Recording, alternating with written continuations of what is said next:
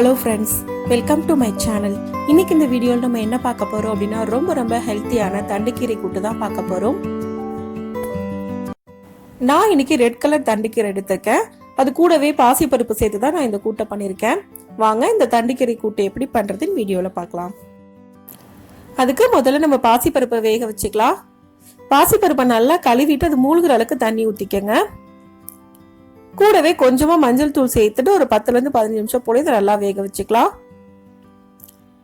இப்போ நான் ஒரு 10 நிமிஷம் போல வேக வச்சிருக்கேன். பாசிப்பருப்பு நல்லா வெந்துருச்சு. நல்லா ஒரு தடவை மிக்ஸ் பண்ணி விட்டுக்கோங்க. இப்போ இது கூட கீரையை ஆட் பண்ணிடலாம். நான் இன்னைக்கு ரெட் கலர் தண்டுக்கீரை எடுத்திருக்கேன். அதை நல்லா கழுவிட்டு கட் பண்ணி ஆட் பண்ணியிருக்கேன். நீங்க ரெட் கலர் கிரீன் கலர் எது வேணாலும் யூஸ் பண்ணிக்கலாம். நல்லா ஒரு தடவை மிக்ஸ் பண்ணி விட்டுக்கோங்க. இந்த ஸ்டேஜ்ல கீரை குக்காக தண்ணி பத்தலை அப்படின்னா நீங்க கொஞ்சமா தண்ணி ஊத்திக்கங்க. இப்ப நல்லா மிக்ஸ் பண்ணதுக்கு அப்புறமா இதை மூடி 5-10 நிமிஷம் போல வேக வச்சா போது இது நல்லா வெந்துடும். இப்போ ஒரு 8 நிமிஷம் போல ஆயிருக்கு. நான் ஓபன் பண்ணி பாக்குறேன். கீரை நல்லா குக் ஆயிருச்சு. நல்லா ஒரு தடவை மிக்ஸ் பண்ணி விட்டுக்கலாம்.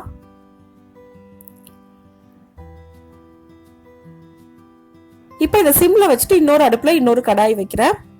2 ஸ்பூன் அளவுக்கு எண்ணெய் ஊத்துறேன். எண்ணெய் நல்லா சூடானதுக்கு அப்புறமா 1/2 ஸ்பூன் கடுகு போட்டுக்கங்க. 1/2 ஸ்பூன் உளுந்தம்பருப்பு, 2 காஞ்ச மிளகா, கூடவே 2 பச்சை மிளகா, 2 பெரிய வெங்காயம். இது எல்லாத்தையும் சேர்த்துட்டு நல்லா மிக்ஸ் பண்ணிக்கங்க. இது 2-3 நிமிஷம் போல நல்லா ஃப்ரை பண்ணிக்கங்க.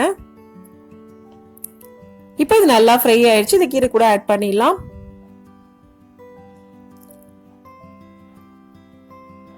இப்ப கீரைக்கு தேவையான அளவுக்கு உப்பு சேர்த்துக்கங்க.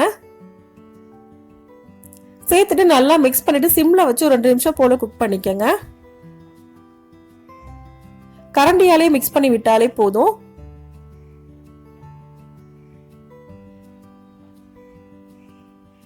இது மாதிரி கரண்டியால நல்லா மிக்ஸ் பண்ணி விட்டுக்கங்க. நம்ம நார்மலா கீரை கரைகிற மாதிரி கரைஞ்சோம் அப்படின்னா அது கீரை கரைசல் மாதிரி ஆயிடும். அதனால கரண்டியால இது மாதிரி நல்லா மிக்ஸ் பண்ணி விட்டுட்டு மிக்ஸ் ஆனதுக்கு அப்புறமா அடுப்பை ஆஃப் பண்ணிடலாம். இப்போ நமக்கு ரொம்ப ஈஸியான ரொம்ப ஹெல்த்தியான தண்டுக்கீரை பருப்பு கூட்டு ரெடி ஆயிடுச்சு. இந்த ரெசிபியை இதே மெத்தட்ல நீங்களும் செஞ்சு பாருங்க.